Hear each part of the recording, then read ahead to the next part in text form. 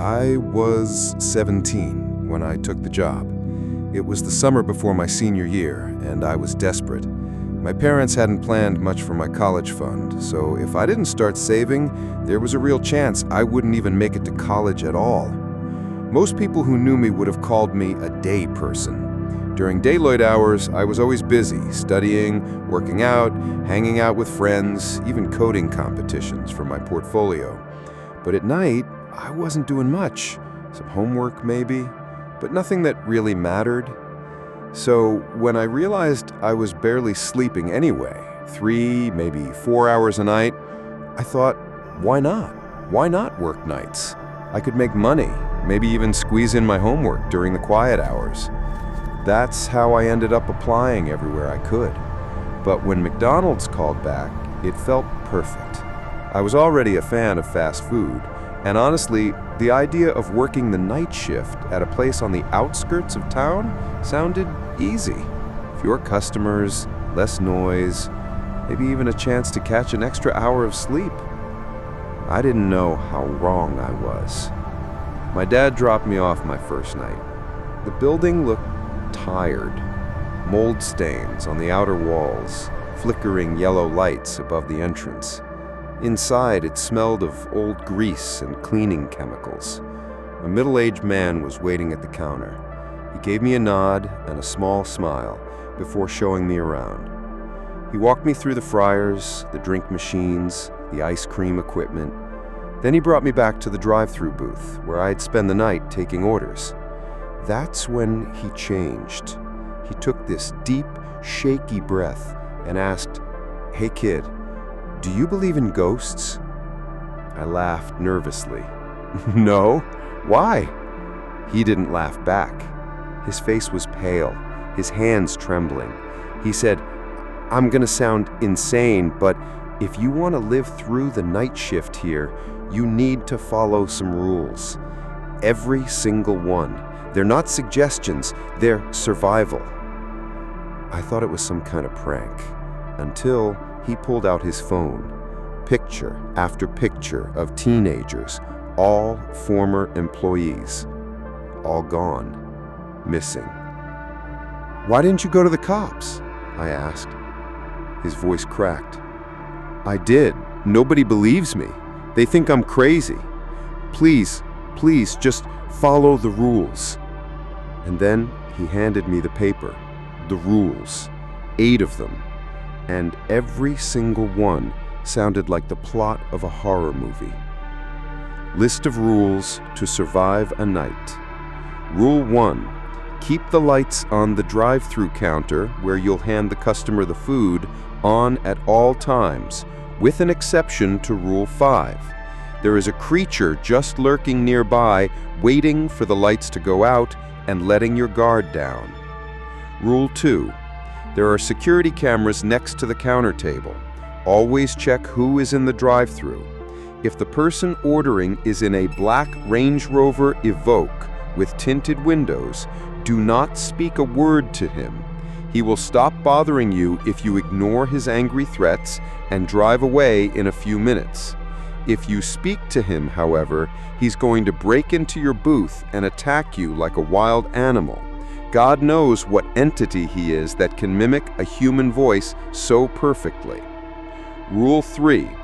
If someone orders fries, tell them you're all out, because you do not want to open a bag of frozen fries at midnight. Trust me. The scent will attract unwanted attention, and it'll end well for no one. Rule 4. If you hear your name being called from behind you, stop everything you're doing, lay down, and close your eyes. You might feel teeth on your limbs or giant talons rubbing against your head or torso, but please do not move. It will be gone after you hear a demonic giggling. Rule 5. If you see a 5-year-old girl with no eyes standing in the driveway looking directly at the camera, lock all the doors and windows and close all the lights. You might hear screaming, roaring, and screeching from the outside. Once it's been a minute since the sounds have ceased, turn the lights back on and continue with your job. Rule 6. If you hear people in the main dining area, do not check that out. No one is there since the place will be locked. It's just another distraction by the creature lurking nearby. Rule 7. If the lights go out by themselves, chop off a toe or finger and place it on the drive-through counter and duck behind it. You'll hear low growls followed by a quick snatching sound. Get up once the lights are back on and check the counter. If your finger or toe is missing, congratulations, you're going to live to see another day. If the finger or toe is still there, just pray to God it kills you quickly and doesn't take its time cherishing your screams. Rule 8. It is advised you do not sleep, because then you can miss your name being called, or the 5-year-old girl, or the laughing and talking sounds of people in the dining area, which can cost you your life. I remember holding that paper, my hands sweating, thinking, this has to be a joke. But when I looked up, the man was gone. I was alone, and the night had just begun. The first hour was quiet, no customers, just the hum of the fluorescent lights above me and the soft static from the cameras. I almost relaxed, almost convinced myself the guy had been screwing with me.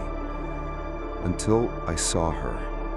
On the camera, in the corner of the driveway, half hidden in the bushes, stood a little girl, her face tilted toward the lens, her eye sockets empty. My chest locked up. Rule 5. I shut off the lights, dove behind the counter, and held my breath. The sound came fast, a crash against the wall of the booth, so loud it rattled my teeth.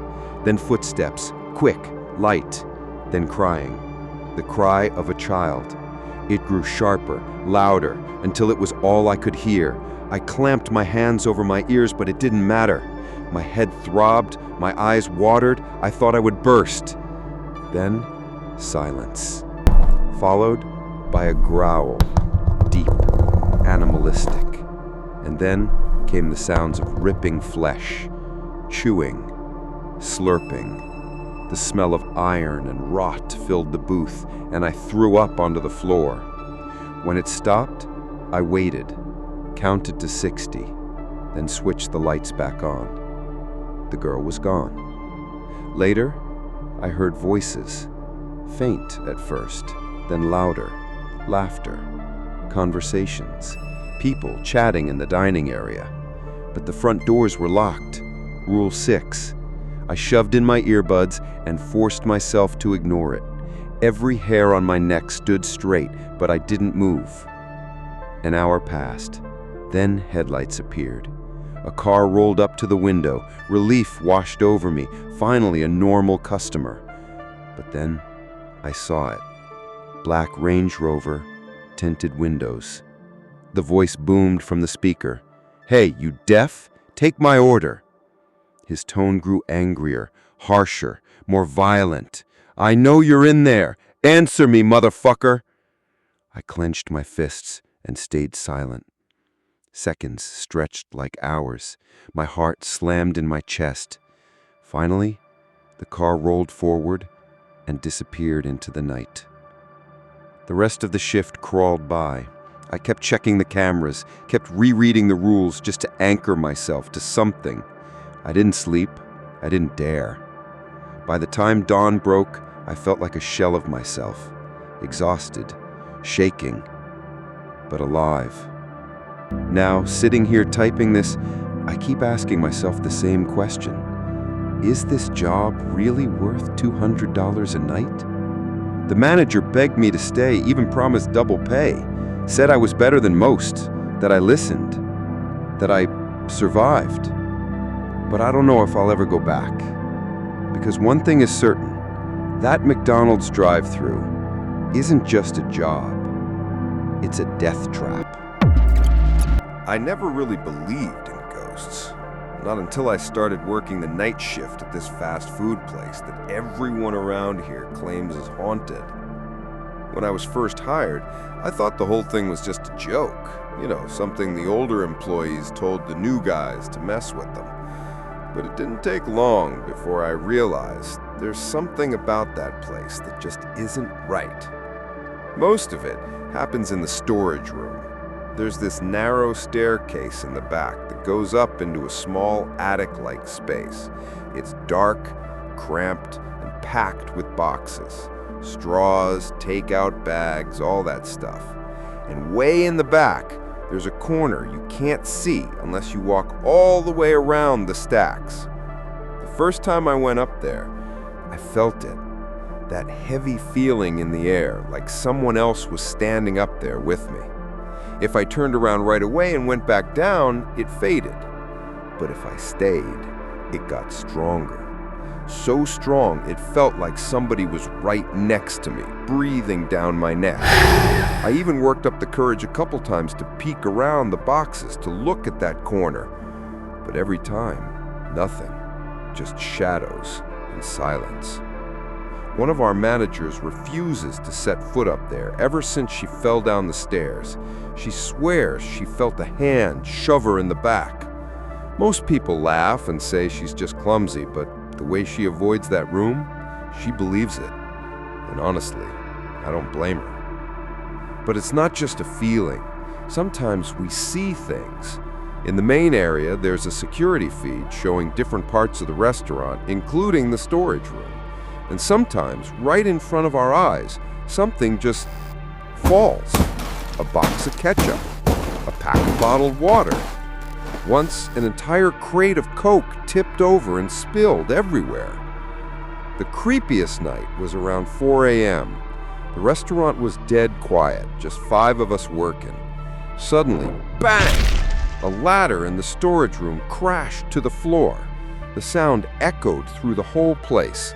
None of us wanted to go in there, but eventually we all went together. And there it was, lying on the ground. No reason for it to fall. No one near it. The freezer is right across from that room, and sometimes when I'm walking by, I catch what looks like a reflection in the shiny metal door, a figure behind me. But when I turn, there's nothing. A few coworkers swear they've seen shadows pass by in that hallway too. Even the break room isn't safe. There's a computer in there. More than once, someone's left a YouTube video running, walked away, and come back to find it paused. That's happened to me personally. I left for just a minute, came back, and the video was stopped. Nobody else had gone in. And then there are the lockers. People's stuff shows up in the wrong one all the time. You put your bag in number 19, and when you come back, it's in number 8. Nobody ever admits to moving it. But the one thing that really gets to me is how things vanish. You'll bring up a case of bottled water, set it on the counter, turn around for just a second, and when you look back, it's gone again. Same with napkins, straws, even drinks for orders. I've put a Coke on a tray, looked away for a split second, and when I turned back, it wasn't there anymore. At first, I thought people were messing with me, but it's happened too many times. Now, I never take my eyes off whatever I'm carrying. And lately, we've had a new trick. Ever since we started with Uber Eats, we've been dealing with what we call the ding-dong ghost. The delivery people ring a little bell at the kitchen door when they arrive. But sometimes the bell rings, and when we open the door, nobody's there. Most often, it's late at night, but it happens in the daytime too. Other coworkers have their own stories. The storage room door opening and closing on its own, bathroom lights shutting off while they were inside, even though they're motion sensitive. You can laugh and say it's just faulty wiring or bad luck, but when you're the one standing there in the dark with that same heavy feeling of not being alone, it doesn't feel like a joke. I'm not sure what I believe, but I've seen enough to know when I'm working the night shift there, I'm never really alone.